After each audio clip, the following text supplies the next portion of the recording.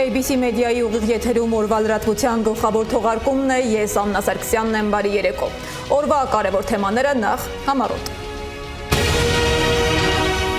Ապագան այսօր է, նույնիսկ բենզալցակայանում Փաշինյանը բացահայտում է հայ-ադրբեջանական նոր տնտեսական քննարկումները։ Վալոդիա Գրիգորյանի սպանության գործով նախաքննությունն ավարտվել է, ինչ է հայտնի։ Ինչու է Թրամփը հետ կանչել Հայաստանում ԱՄՆ դեսպանին եւ մեկնելուց առաջ ինչ է դեսպանը քննարկել Փաշինյանի հետ։ Սիրիայում վիճակը չի հանդարտվում, ռազմական գործողությունների գլխավոր թատերաբեմը Հալեպի հայաբնակ թաղամասերի հարևանությամբ է հայերեն տուժել։ Իրանում տնտեսական ճգնաժամի պատճառով սկսված ցույցերը վերածվել են քաղաքական բախումների, ով է կանգնած անկարգությունների հետևում եւ ինչու է Թեհրանը խոսում արտաքին միջամտության մասին։ Բացառված չէ, այո, բացառված չէ, որ դրանցում արտաքին միջամտության ուղղորդման կազմակերպման հանգամանքը տեսնել։ Նյու Յորքում ցույցեր են, ԱՄՆ ներգաղթի գործակալը 37-ամյա կնոջ է սպանել։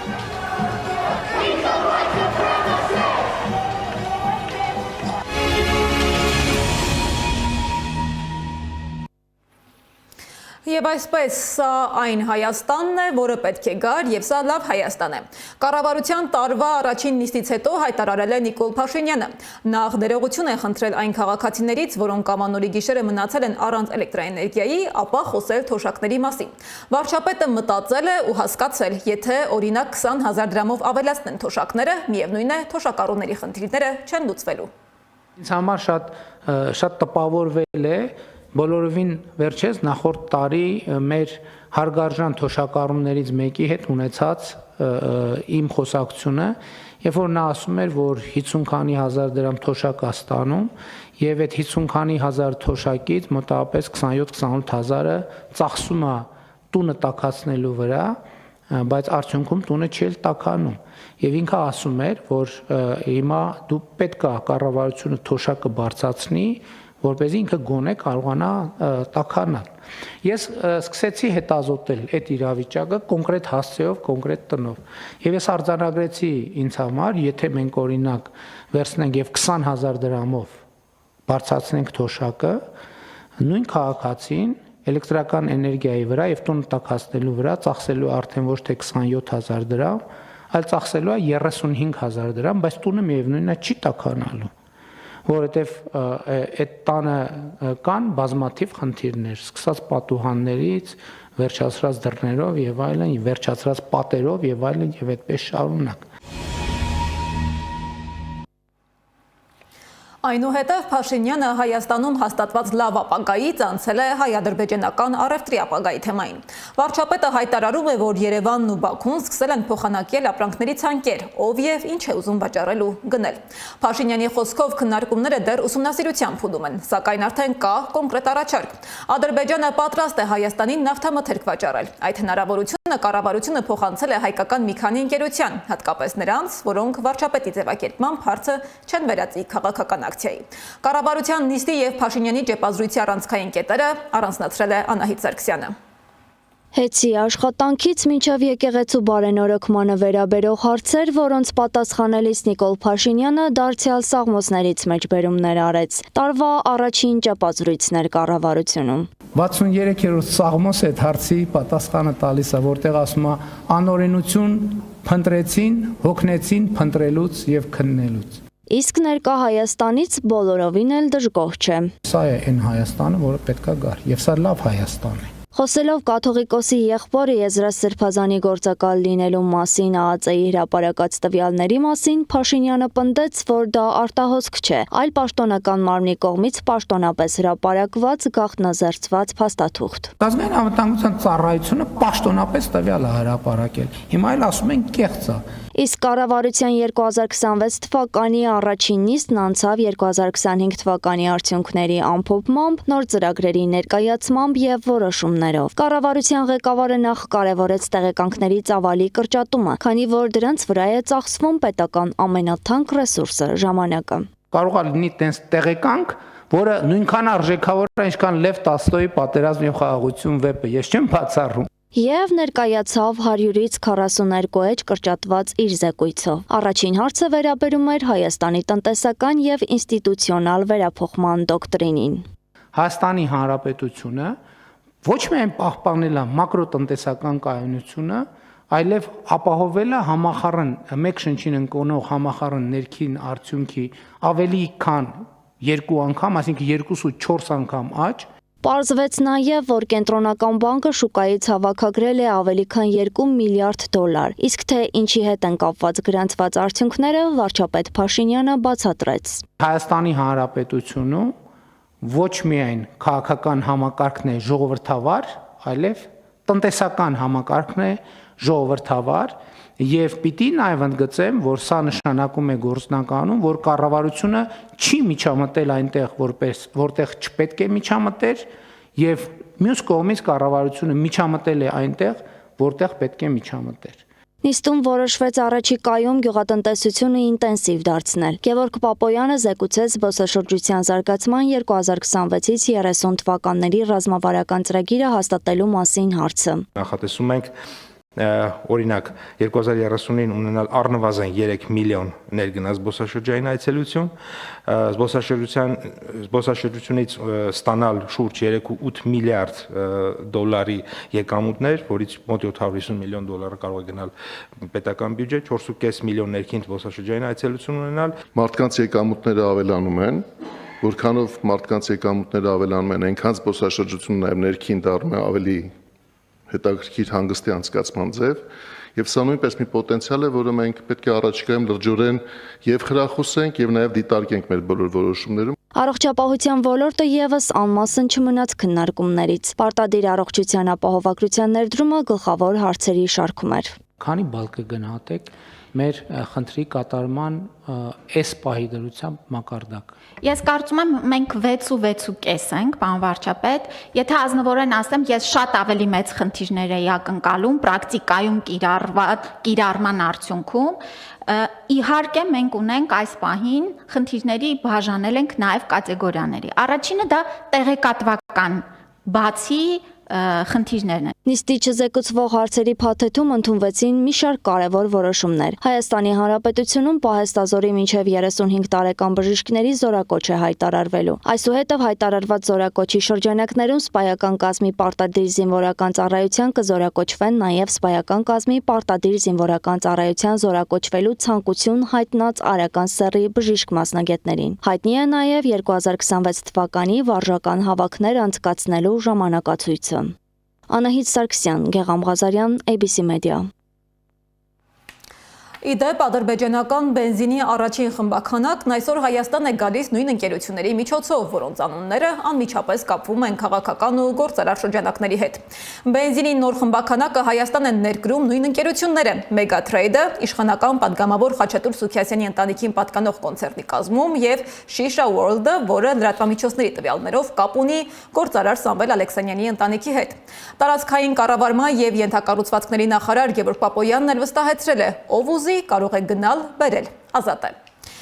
Մինչ կառավարության նիստը Նիկոլ Փաշինյանը հրաժեշտ է տվել Հայաստանում ԱՄՆ դեսպան Քրիստինա Քվինին, որը այս ամիս ավարտում է իր առաքելությունը։ Ինչպես հայտնի է, տարեմուտից առաջ եղավ տեղեկություն, որ Դոնալդ Թրամփը հետ է կանչում մոտ 3 տասնյակ երկրում ԱՄՆ դեսպաններին, այդ թվում Հայաստանում դեսպան Քվինին։ Հիշեցնեմ, որ դեռ ամիսներ առաջ առաքելությունը դադարեցրել են Վրաստանում եւ Ադրբեջանում ԱՄՆ դեսպանները։ Ռեգիոնի բոլոր 3 երկրներում ԱՄՆ դեսպանները նշանակվել էին Բայդենի վարչակազմի շրջանում։ Փաստորեն Հայաստանում դեսպանը վերջինն է, որ հետ է կանչվում։ Իսկ ինչու է Թրամփը հետ կանչել Հայաստանում ԱՄՆ դեսպանին։ Ամերիկագետ Սուրեն Սարգսյանը քիչ հավանական է համարում, որ ԱՄՆ պետքարտուղարությունում կամ վարչակազմում դժգոհություն է եղել Հայաստանում ԱՄՆ դեսպանի գործունեությունից, քանի որ դեսպանները երբեք չեն գործում իրենց երկրի ղեկավարության քաղաքական գծին հակառակ։ Չեմ բացառում, որ Հայաստանի դեպքում որոշումը կարող է կապ ունենալ ոչ թե դեսպանի գործունեության հետ Հայաստանում, այլ նրա նախորդ ծառայության երկրում Ուկրաինայում, որը գտնվում է Թրամփի համակ ուշադրության կենտրոնում։ Առավել հավանական է, որ 30 դեսպանների ետկանչի պատճառները այլ եւ ամենատարբեր բնույթի են։ Մինչ Հայաստանում ԱՄՆ դեսպանը հրաժեշտ է տալիս եւ միջազգային դիվանագիտական խառնաշփոթը դեռ քննարկվում է, այստեղ տեղում առօրյան շարունակվում է ավելի կոնկրետ ու ժողովրդական հարցերով։ Հայաստանում վերջերս մեկնարկած արքա համակարգով անկանխիկ գնումների հետվճարային մեխանիզմը արդեն բախվել է իր մարտահրավերների։ Մի կողմից այն խթանում է անկանխիկ գործարքները, մյուս կողմից սահմանափակումներն ու տեխնիկական խնդիրները խնդիր են ստեղծում ինչպես գործարարների, այնպես էլ քաղաքացիների համար։ Ինչից են դժգոհ քաղաքացիները, ինչ խնդիրներ են տեսնում ընդդիմադիր պատգամավորներն ու գործարարները եւ ինչ է պարզաբանում նախարարությունը, Անի Աբաղյանն է պարզել։ Անկանխիկ եղանակով գնումներ կատարելու դեպքում քաղաքացիները հետվճար կստանան միայն այն դեպքում, եթե օգտվեն արքա համակարգից։ Ինչ դրական ու բացասական կողմեր են առանձնացրել ֆինանսների նախարարությունը, ընդդիմադիր պատգամավորն ու գործարարը։ Պիլոտային 1 տարվա ծրագիր է, որը փոփոխության ենթակա է, նշում է Արշալույս Հարությունյանն ու անդրադառնում ամենաշատ հնչող հարցին. ինչու է հետվճարը միայն արքա համակարգից օգտվողների համար։ Քանի որ այս հետվճարի նպատակներից նաև առանցքային է նաև ազգային վճարային համակարգի զարգացումը, որը բնականաբար արքա համակարգն է։ Երկրորդ հարցը նաև որ այս ծրագիրը սկզբնական պիլոտային 1 տարվա համար է, ու այս ընթացքում, որպեսզի ավելի լավ ախտորոշում վերլուծություն լինի, նաև ֆիսկալ տեսանկյունից։ Ընդդիմադիր պատգամավոր Թադևոս Ավետիսյանն էլ կարծում է, տեխնիկապես պատրաստ չեն, որպեսզի հետվճարը գործարկեն նաև օրինակ վիզա, մաստեր եւ մյուս համակարգերի համար։ Ինձ թվում է դեռ տեխնիկապես նախ երևի պատրաստ չեն այդ գործադրելու, այդ համակարգ ամբողջությամբ եւ իրավացիորեն ուրեմն այդ խնդիրը առկա է, որ այսինքն մնացած վճարման ձևերի դեպքում վճարահաշվարկային այդ համակարգի պայմաններում մնացածի պարագայում չի աշխատում։ Ֆինանսների նախարարության ներկայացուցիչը իր խոսքում նշել է, որ այո, միայն արքա համակարգում վերահսկելը հեշտ կլինի, բայց այն մի շարք խնդիրներ է առաջացնում, նշում են գործարարն ու պատգամավորը։ Հարություն Մնացականյանի խոսքով գյուղացիների հետ անկանխիկ գործարքներ, փոխանցումներ անելն ինքնին դժվարություն է ստեղծում։ Սահմանափակումները համակարգերի հարցում ավելի կբարդացնի վիճակը։ Գյուղացիական տնտեսությունների մոտ ընդհանրապես մարդկանց մոտ սկզբնական շրջանում լուրջ խնդիրներ է առաջացնելու, որովհետև նրանք ուղղակի չեն ուզում, չեն կարող մտնել այդ դաշտ ունեցած վարկերի, պարտքերի, դահակների պատճառով։ Մինչդեռ մակրոտնտեսական քաղաքականության վարչության պետը կարծում է, հետվճարային համակարգը գործարկելով խթանում են անկանխիկ գործարքներ կատարելը։ Երկրորդ խնդիրը, որ առանձնացրել է Մնացականյանն, այն է, որ արքա համակարգը լավ չի գործում։ Պատմում եմ, անկանխիկ գնում կատարելիս ստիպված է եղել 30 րոպեից ավելի սպասել, որ համակարգը գործի, վճարումը կատարի։ Մեկ այլ սահմանափակում էլ ունի հետվճար ստանալու նախագիծը։ Արշալույս Հարությունյանի խոսքով հետվճար ստանալու առավելագույն չափը մեկ գործարքի համար 6000 դրամն է։ Այսինքն 300,000 դրամի չափով, թե 1 միլիոն դրամի չափով առևտուր անելու դեպքում հետվճարը նույն 6000 դրամն է լինելու։ Ամսվա կտրվածքով էլ 60,000 դրամը։ Սա լինի ոչ այդքան դրական, բայց սա մի կողմից տեսնում է նաև հարգաբյուջետային ծախսերը, մյուս կողմից նաև տեխնիկապես իրան դարձնում է ավելի կառավարելի, որպես օրինակ մարդիկ չգնան, մեծ ավտոմեքենա առնեն ու իրան ստիպված շատ հետվճարներ տրվեն։ Նաև որոշակի սոցիալական կոմպոնենտ ստեղ առաջ գալիս, որ եթե վերևից սահմանափակումներ են դնում, ապա կստացվի շատ հարուստներ, ովքեր մեծ գնումներ են անում, իրանց ուղղակի հետվճար կսահմանափակվի։ Իսկ աղքատ քաղաքացիների համար կարծես չեն մտածել։ Եթե գործարքը չի հատում 1000 դրամը, հետվճար չեն ստանում քաղաքացիները։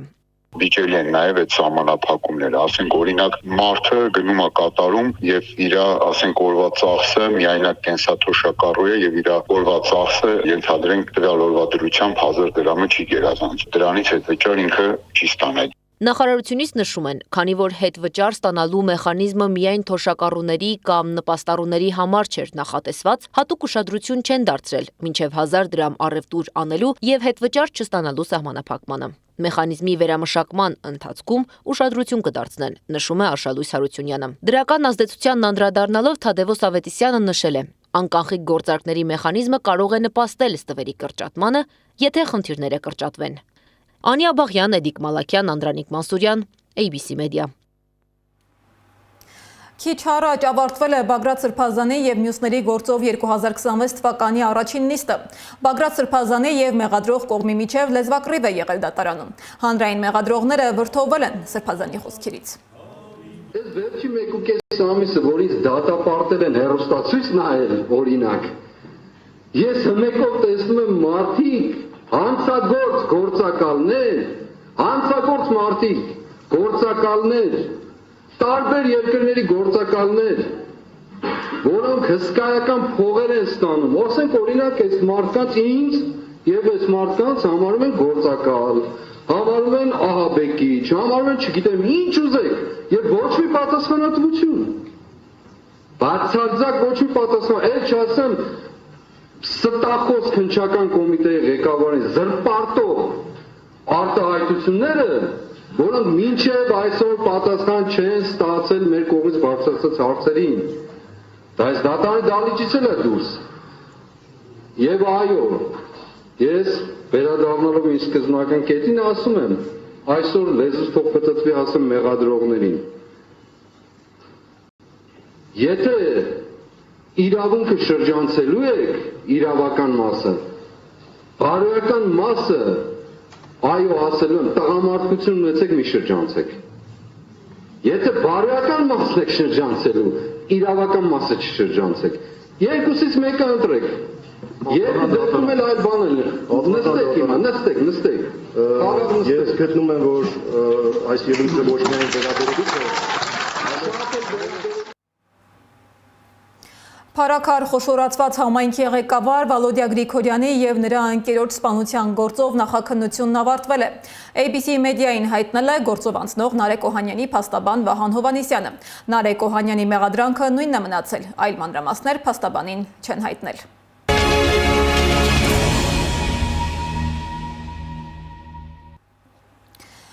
Սիրիայում էլ վիճակը չի հանդարտվում ռազմական գործողությունների գլխավոր թատերաբեմը Հալեպի հայաբնակ թաղամասերի հարևանությամբ է։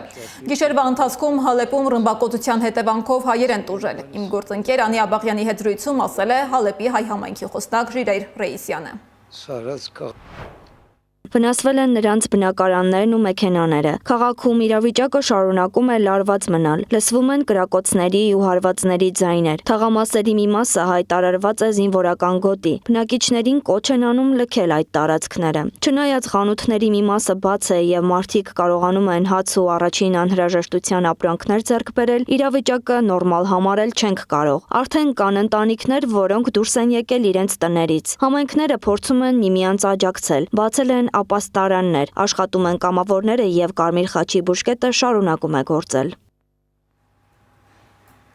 Իսկ Իրանում տնտեսական ճգնաժամի դեմ սկսված բողոքի ցույցերը օրեցօր ստանում են քաղաքական եւ նույնիսկ անվտանգային բնույթ։ Մինչ երկրի իշխանությունը խոսում է արտաքին միջամտության եւ հիբրիդային պատերազմի մասին, միջազգային հարթակներում տարածվում են իրադարձությունների տարբեր, երբեմն իրարամերժ մեկնաբանություններ։ Ինչ է իրականում տեղի ունենում Իրանում, մանրամասները հենց երկրի ներսից պարզել է Սեդա Մակարյանը։ Իրանում տնտեսական ճգնաժամի հետևանքով անցկացվող ցույցերը վերածվել են քաղաքական բախումների։ Իրանի մի շարք նահանգներում արձանագրվում են անկարգություններ։ Ակցիաների մասնակիցները հարձակվում են ոստիկանական շենքերի վրա, այրում ու պղծում իրանական դրոշները, հրահրում բախումներ։ Իրանում գործող հայկական Ալիք հորաթերթի խմբագիր Արամ Շահնազարյանը նշում է, որ լայնորեն տարածվում են կեղծ տեղեկություններ, հատկապես զոհերի թվի եւ ինքնությունների վերաբերյալ։ Նրա խոսքով այս ամբողջ գործընթացը համակարգում եւ կառավարում է Իսրայելը։ Դրանք կազմակերպվում են հիմնականում երկրի արևմտյան շրջաններում, հիմնականում 3 նահանգ կա՝ Լորեստանը, Չարմահալ եւ Բախտիարին ու Իլամը, որոնք նման անկարգությունների, այսպես կոչված էպիկենտրոններն են համարվում։ Շահնազարյանի խոսքով Իսրայելը փորձում է իրավիճակը սրել քրդական շարժումների միջոցով, սակայն նա սխալ է համարում այն պնդումը, թե Իրանի քրդերի մեծամասնությունը մասնակցում է ակցիաներին։ Նրա խոսքով ցույցերին ներգրաված են նաև ահաբեկչական խմբավորումներ, որոնց ֆինանսավորում է Իսրայելը։ Նպատակը դա Իրանում, այսպես կոչված անվտանգային խորը ճգնաժամ եւ անկայունություն ստեղծելն է։ Եվ իզուր չի, որ այդ նահանգները, որոնք արևմտյան սահմանում են կենտրոնացած եւ ամենազգայուն նահանգներն են ռազմավարական առումով, թիրախում են հայտնվել։ Ստեղծված վիճակին արձագանքել է նաև Իսլամական Հանրապետության ղեկավարությունը։ Իրանի հոգևոր առաջնորդ Այաթոլլա Ալի Խամենեին հայտարարել է, որ պատրաստ է լսել այն քաղաքացիների դժգոհությունները, որոնք բողոքում են տնտեսական ճգնաժամի դեմ։ Միևնույն ժամանակ նա ընդգծել է, որ խիստ կլինի բոլոր այն անձանց եւ ուժերի նկատմամբ, որոնց նպատակներն այլ են։ Ոչ մի հանդուրժողականություն չի ցուցաբերվի նրանց նկատմամբ, ովքեր Իսլամական Հանրապետության դեմ օգնում են թշնամուն։ Թեհրանը գտնվում է միջազգային ճնշման ներքո։ Ամերիկայի Միացյալ Նահանգների նախագահ Դոնալդ Թրամփը սպառնացել է աջակցել ցուցարարներին, եթե անվտանգության ուժերը դիմադրեն անկարգություններին։ Մենուա Սողոմոնյանը կարծում է, որ Ամերիկայի Միացյալ Նահանգների ներկայիս վարած քաղաքականությունը հուշում է, որ Իրանի ներքին կյանքում ստեղծված ճգնաժամի հեղինակը հենց այս պետությունն է Իսրայելի աջակցությամբ։ Դատելով դրա վերաբերյալ հատկապես Ամերիկայի Միացյալ Նահանգների բարձրաստիճան ղեկավարության արձագանքից կարող ենք ասել, որ բացառված չէ, այո, բացառված չէ, որ դրանցում արտաքին միջամտության ուղղորդման կազմակերպման հանգամանքը տեսնել։ Այս տեսանկյունից մեզ համար շատ ավելի ուրախալի է այն հանգամանքը, որ դեռևս թուրքական միջամտության հետքեր չենք նշմարում։ Զրուցակիցներս կարևորում են, որ Իրանում ստեղծված իրավիճակին դեռ թուրք-ադրբեջանական տանդեմը չի միջամտել։ Իսլամական պետության իշխանություններն ըստ նրանց չեն զիջի, բայց ստիպված կլինեն կարգավորել երկրում ստեղծված տնտեսական ճգնաժամը։ Իրանի արտաքին գործերի նախարար Աբբաս Արաղչին հայտարարել է, որ Իսրայելից մերձավոր արևելքի տարածաշրջանի ուղղությամբ բխող սպառնալիքները երբևէ այսքան մեծ չեն եղել։ Իրանը պատերազմ չի ցանկանում ոչ Միացյալ Նահանգների, ոչ Իսրայելի հետ, հակված է բանակցությունների, բայց պատրաստ է իրադարձությունների ցանկացած զարգացման։ Մենք լիովին պատրաստ ենք իրադարձությունների ցանկացած զարգացման։ Մենք պատերազմի կողմնակից չենք, բայց պատրաստ ենք պատերազմի։ Պատրաստ ենք նաև բանակցությունների, փոխշահավետության եւ փոխադարձ արգանքի հիման վրա, երբ Ամերիկայի Միացյալ Նահանգներն ընդունի, որ բանակցություններն ու հարկադրանքը երկու տարբեր բաներ են, այդ ժամանակ բովանդակային բանակցություններ կարող են սկսվել։ Լարված վիճակը նաև Նյու Յորքում։ Միացյալ Նահանգների ներգաղթի եւ մաքսային ծառայության աշխատակիցը Մինեապոլիսում կրակել է 37-ամյա կնոջ վրա ու սպանել նրան։ Այս մասին հայտնում է BBC-ն։ Ներքին անվտանգության նախարարության տվյալներով կինը փորձել է վրայերթի ենթարկել ծառայության գործակալներին։ Մինեապոլիսի քաղաքապետն էլ հայտարարել է, որ կրակողը գործակալ է, որը չհրաշահել է իր լիազորությունները, ինչի հետևանքով մարդ է մահացել։ Միջադեպը տեղի է ունեցել անօրինական ներգաղթի դեմ գործողությունների ֆոնին։ Սպիտակ տունը քաղաք էր ուղարկել հարյուրավոր գործակալների։ Դեպքից հետո բողոքի ակցիաներ են սկսվել։ Նյու Յորքում ցուցարարները պահանջում են ներգաղթի եւ մաքսային ծառայության աշխատակիցների հեռացումը փողոցներից։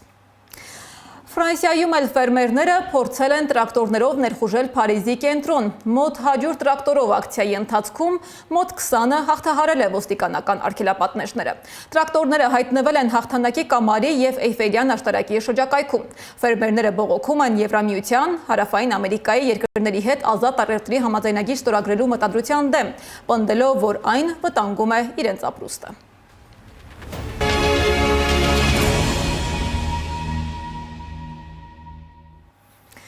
Թեպետ մի քանի օր է տեղումներ չկան մեր երկրում, բայց Երևանի մայթերն ու բակային տարածքները դեռ պատված են մերկասառույցով։ Դրանք փորձություն են դարձել մարդկանց համար։ Վերջին մեկ շաբաթում միայն Հերացի համալսարանական հիվանդանոց է դիմել 60-ից ավելի քաղաքացի, մերկասառույցի վրա սայթաքելու հետևանքով ստացած վնասվածքներով։ Սա սահադաշտ չէ, այլ Երևանի կենտրոնի բակերից մեկը։ Հարյուրավոր քաղաքացիներ հայտնվել են հիվանդանոցներում մերկասառույցի վրա սահելու ու կոտրվածքներ ստանալու պատճառով։ Հերացի թիվ 1 հիվանդանոցային համալիր վերջին մեկ շաբաթվա ընթացքում դիմել է 61 պացիենտ, սառույցի վրա ընկնելու հետևանքով ստացված տարբեր վնասվածքներով։ Սրանք միայն համալսարանական հիվանդանոցի տվյալներն են։ Մյուս բժշկական հաստատություններում էլ մերկասառույցի պատճառով տարբեր աստիճանի վնասվածքներ ստացած բուժառուների թիվը բավականին մեծ է։ Թեմային առավել մանրամասն կանդրադառնանք մեր հաջորդ թողարկումների ընթացքում։ Իսկ աշխարհում ձյունը հաճույք է պատճառում։ Պատրաստվել է ամենամեծ ձնագունդը ավելի քան 13 մետր բարձրությամբ։ Նախորդ ռեկորդը ի դեպ ընդամենը 14 մետր էր։